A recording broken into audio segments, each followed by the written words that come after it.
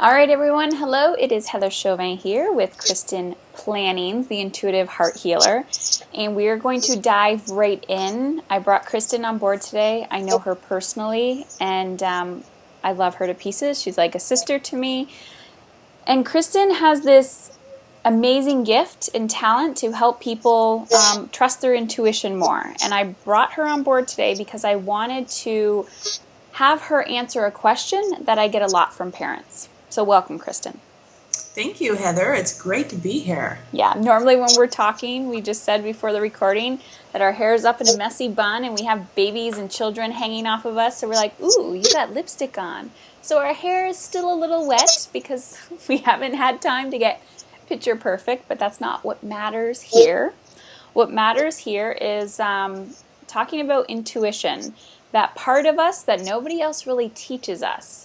When people say, oh, you got a good feeling, or, some of those other things that we kind of say, but we really don't trust it and we don't know how to go in. So, Kristen, this question that I always get from parents is wanting more confidence to know they were making the right decision. So, for example, a lot of parents come to me with their child's behavior, and usually they're anywhere between around 10 and 16-ish, and they just don't know what to do. And sometimes they've been through, the mainstream system, and they're looking at these experts, and yet their gut is telling them something is up, and I don't know what it is. So, how do we learn to trust ourselves more than everybody on the outside of saying you should do this, you should do that? It's a great question, Heather.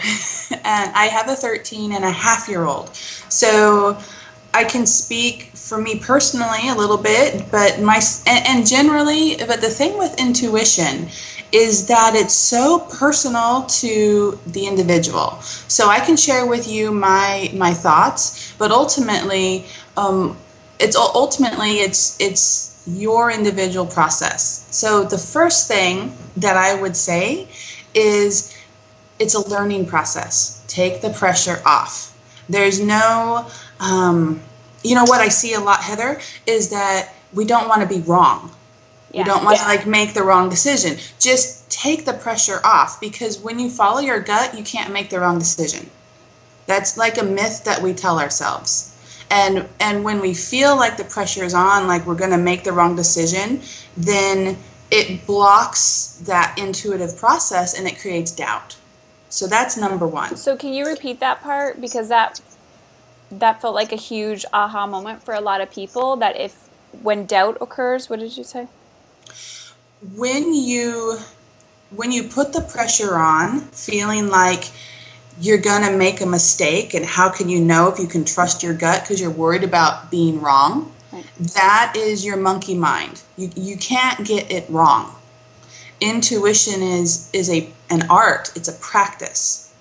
And so when you have the pressure on, or the worry that you're going to get it wrong, then that creates doubt and insecurity, and then that blocks the intuitive process. It makes it harder for you to trust yourself and to actually know, if what you're feeling is your truth, or if it's an emotional reaction solely and it's not how you should move forward. Does that help? Yeah, for sure. And I know a lot of us, including myself at times, but I feel like I've gotten to a point now where I'm like, I really trust that. But I remember before where things just weren't going my way.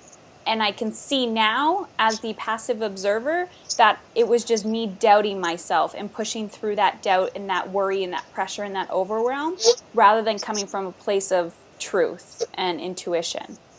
Yeah. And the other piece, because, we're always going through our stuff. Heather, I consider myself to be really good at this work. But I am going through something right now that is pushing my limits. And do I trust myself? Like, how much? And so it's really what I'm getting this morning, and what I feel like your audience needs to hear, is that you cannot make a mistake with this. Because as long as you're following your gut and trusting yourself and taking actions, even if things tend to oh, you messed up there, or you messed up here, it seems like you messed up, you're learning something. And all of those experiences are building up to your higher good and to your next step and your next level of understanding, of resolution. So there's really no mistakes. There's not. So well, actually, the only mistake is to hand your power away, to give it away. That's the mistake. Yeah. Yeah. So how do you feel parents hand their power away when it comes to making decisions about their children's well-being? Because I know there's a lot of pressure and overwhelm there, being a parent, and I know you've had some stories as well in your own parenting experience, like worrying about school or their health or well-being. How can we give our power away? We give our power away when, it's an interesting question, and I'm feeling for the answer, for the right words to say. I give my power away when I lose my center and when I try to fix something or be something or somebody that I'm not. So, for example, as a parent, I make a lot of mistakes. And as a parent of a teenager,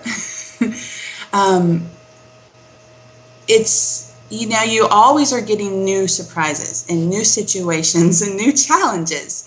And so sometimes I yell at my son, and then I realize later that I made a mistake. And then instead of trying to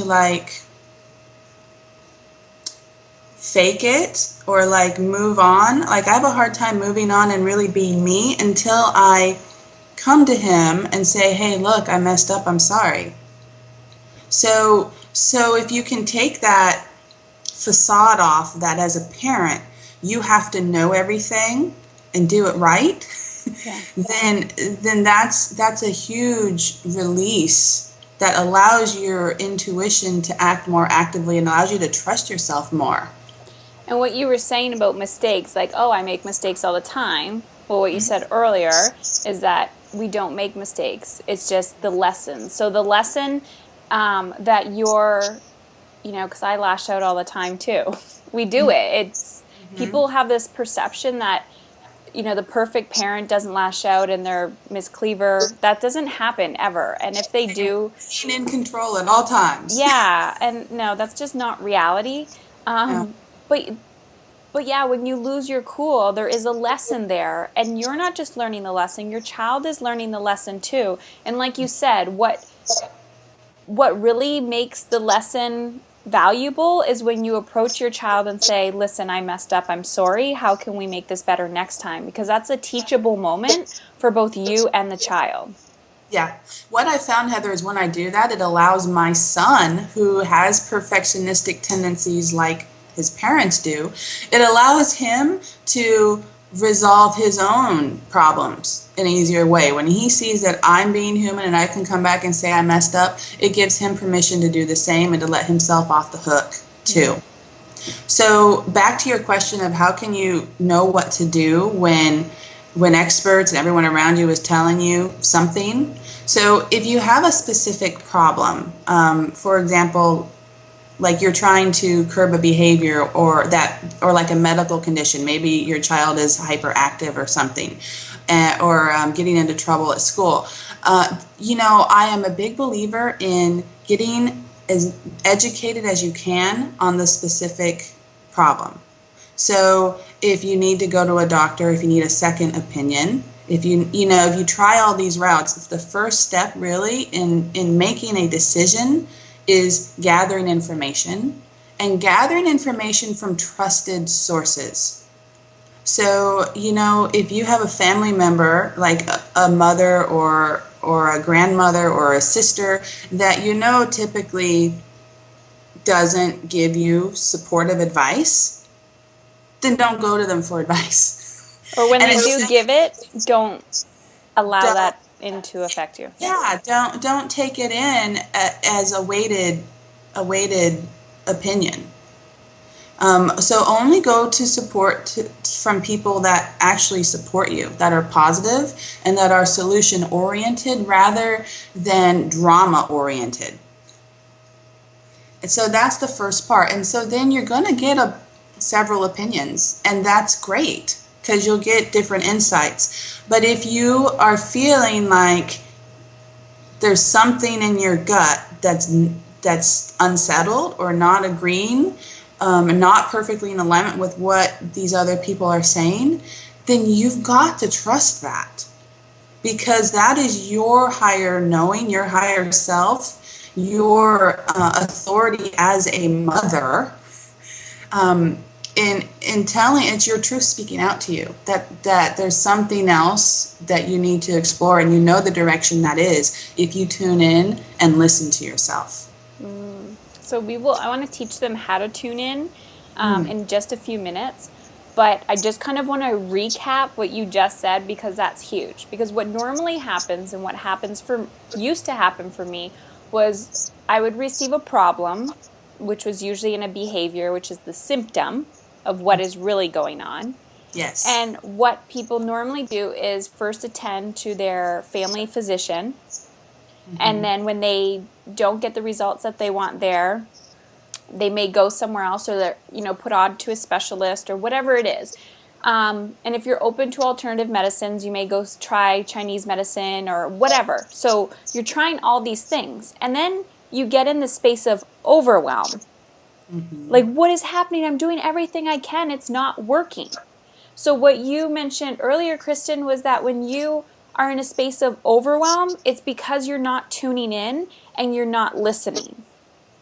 So, for example, trusting too. Yes, sorry. Yeah, you're not listening and you're not trusting. Trusting is the big part. You can listen, but are you trusting what you hear? Exactly. So sometimes, for example, if I have a problem in my life, let's just say, okay, so my son, who's 3, will not go on the toilet. So I have asked so many people, like, what do I do? Some people are like, you're the worst parent in the world. You should have solved this problem already. Before, I used to let that affect me. Now I don't. So now I take everybody's observations or advice with curiosity and passive observation, and then tune in and go, okay, what is it that really needs to happen here? And what I really trust is that it will happen over time. Let it go. You're comparing him to the book. Let it go. And educate and, support and coach. But at the end of the day, if I push, I'm just putting more overwhelm on myself, but also putting more overwhelm on the child. Yes. So how can we, if you have anything to add to that, but I really want to go into allowing them, if they're going, well, how do I tune in and how do I trust? As far as behavior changes? No, if you have anything to add what I just said, but other than that, I really want to teach them, anybody watching, how to trust their intuition and tune in.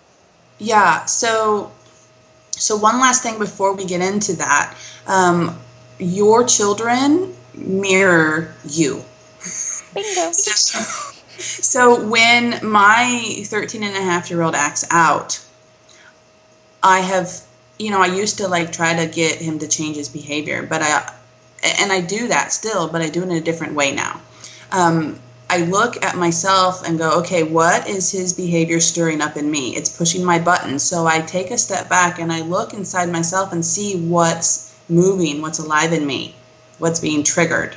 And then I will usually get an awareness of some sort. And then of how I need to change my behavior and insight into why he's acting the way he's acting. And then once I have that awareness, the approach is completely different. And it's so much more effective.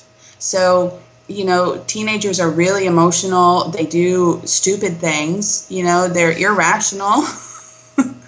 And they need understanding, but they need boundaries too. And they need firm guidance. But at the same time, if you push too hard, then they push back, and that's just, implodes in front of you, and it's not good. So finding that fine line and that balance begins with me checking in and seeing what's being triggered inside of me. I connect with myself, I still myself, I quiet myself, and then from that place I get insights.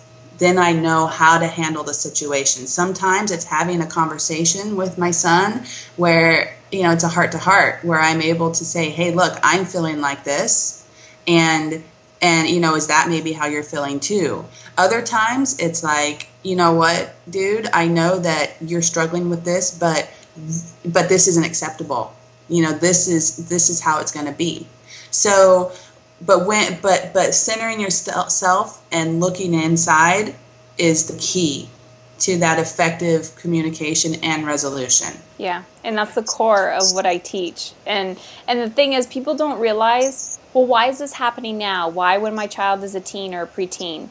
It's been happening all along. Now is just the go time where all of your shit is smacking you in the face because it's secretly been tapping you on the face since your child was born or even before that.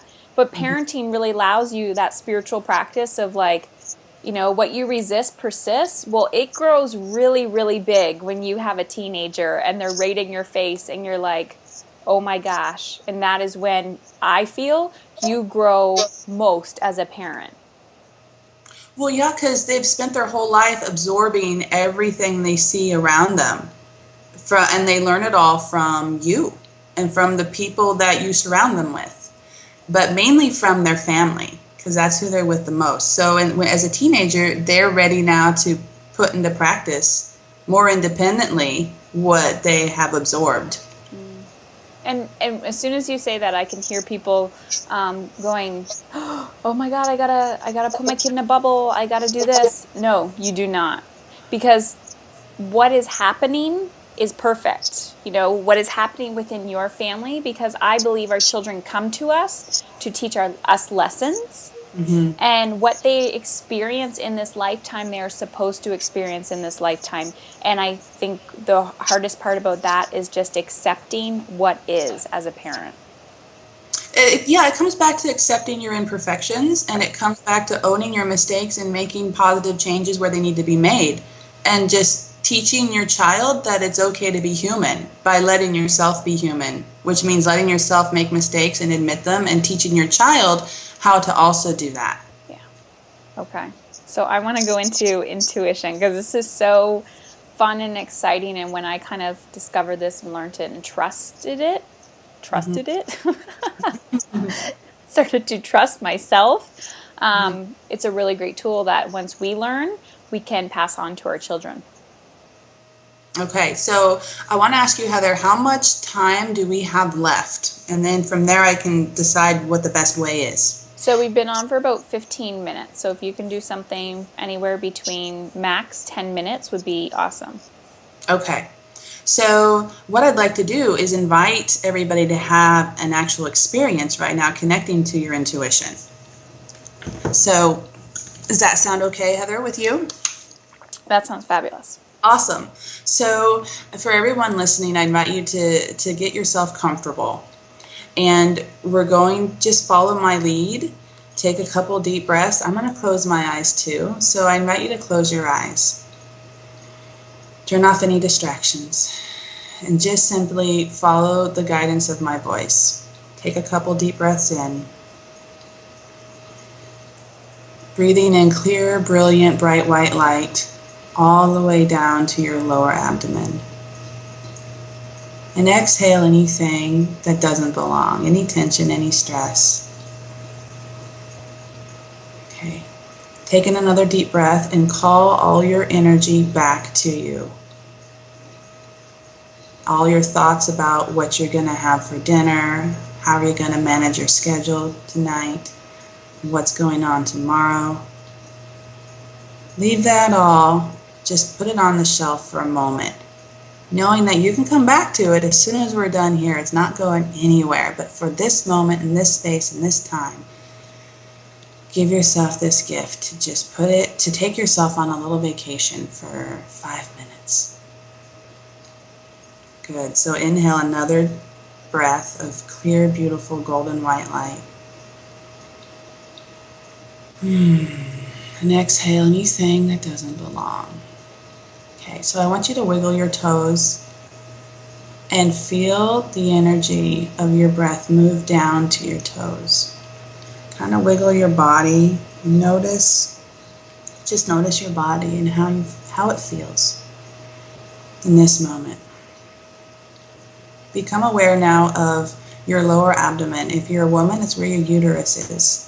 If you're a man, it's the same space below your belly button. Okay, and this space is your energy center. It's called your lower dantian in Chinese medicine. And I want you to just take another breath in and breathe in clear, golden, blue, white light. Breathe right down into that lower space. You can even put your hand there if you'd like. Okay. This is a deep, deep part of you that responds easily when you just bring your awareness there. So just take a moment to listen to my words.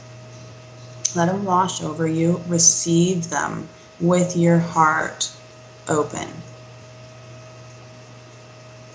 You are brilliant. You already know what to do. Your higher wisdom is here with you always. And here with you now. And as you just relax and connect to this deeper place inside, you feel this presence, this inner knowing. Take a moment to feel what that feels like to you. What does it feel like in your body? Take another deep breath and just kind of relax your chest and open your chest up to just receive the thoughts that come from that deeper knowing. What does it feel like? When you know something, you know something. What does that feel like to you, your truth? Allow that feeling to come into your body and expand. You might feel light. It always makes me smile. Get a sense of peace and a sense of joy and a sense of solidarity. What does it feel like for you? Continuing to breathe in golden white light and exhaling out anything that doesn't belong. Your cares and worries and concerns are just things. And you can come back and engage them at any time you want. But in this moment, you choose to engage with your truth.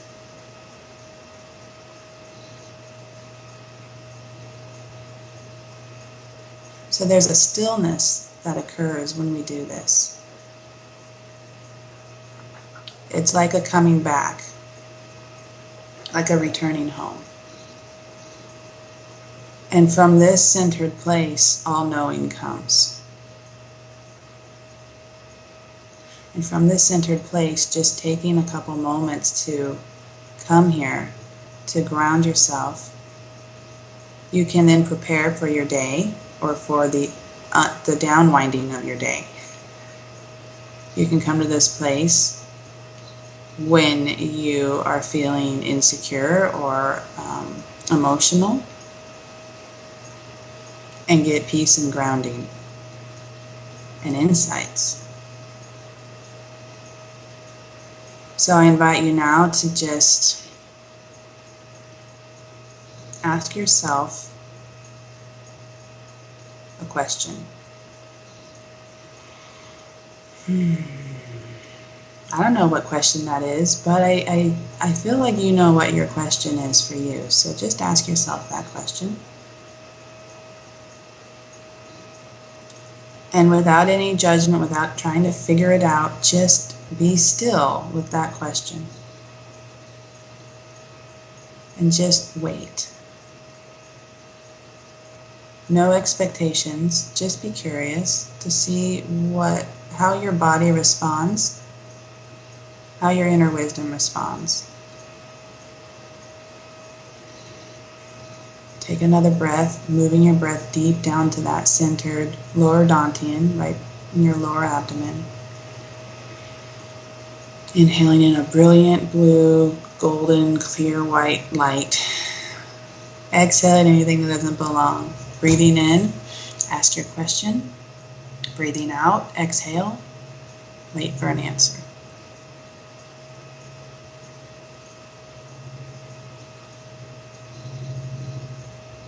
Okay, so sometimes answers come as a feeling, sometimes they'll come as a word or a thought, but they always come from a place of this knowing space, this place of stillness. You might feel nothing. You might feel like a clean, clear slate, or you might feel a block even, like it doesn't feel clear, it feels like a block, and that's okay. Okay, this space that you're in allows all awareness to come and move in and flow through you, allows you to see what's going on with you. This is the first key to the intuitive process, is just to notice. So whatever you experienced just now as you asked your question is perfect, whether it was clarity, words, feeling. Even if it's something you perceive to be negative, it's perfect. It's beautiful. It's good. It's you seeing your truth. It's you connecting. We don't like to see blocks, but seeing the block is the first step in resolving it. So that's a beautiful gift. So I just want to remind you that you can come to this place at any time, at any moment. You don't have to have a private place even. You could do this in your car. Keep your eyes open, of course. You can do it at the desk at work. You can do it on your lunch break, and you can certainly do it in the morning before you start your day.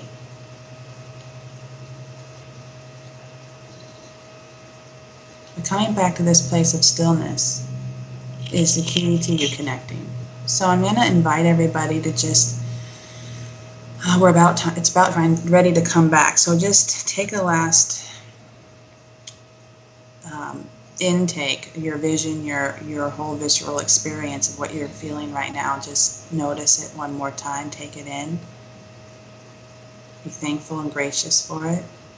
And now I just invite you to just slowly open your eyes and come back. Taking another deep breath, exhaling. I just noticed. So, how was that for you, Heather? I'm just curious. Oh, good. Like when I opened my eyes, the computer was like this way. I was kind of in like la la land. I felt a sense of like just clean slate. Just kind of like starting over. Mm-hmm.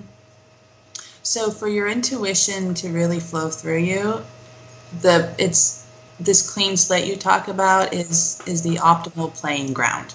So we bring ourselves back to this place every day, sometimes multiple times a day.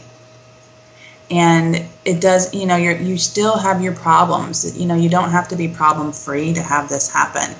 But it allows you to create that space for you to come in a place of power to resolve your problems using your inner wisdom. That's what coming to this practice does. Awesome. And for some people, I can see that, and I've heard, but it takes a little while to get to that place.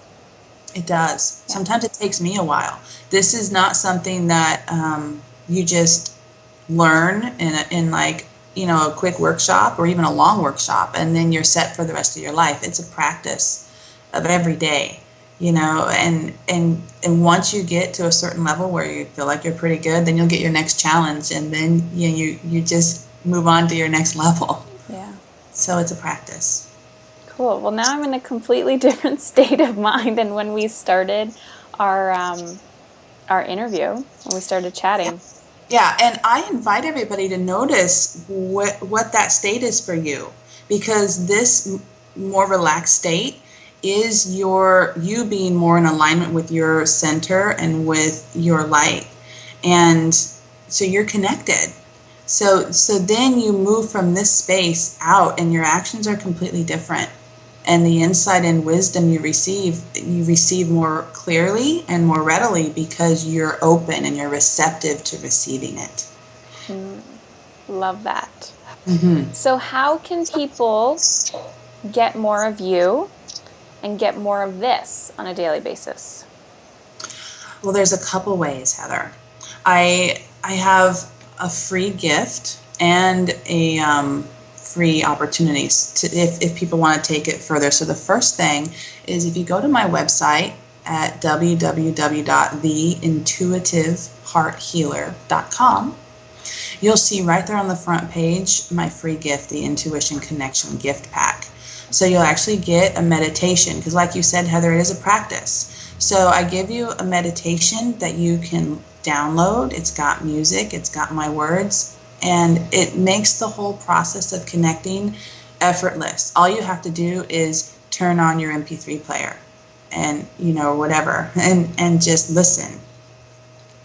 So that's the first step. And then it also has a worksheet for you to do if you're actively trying to seek answers. So that's what I highly suggest. If you want to take this a step further, if you want to actually talk to me about a specific situation or problem, then you can apply for a free 30-minute empowerment consult.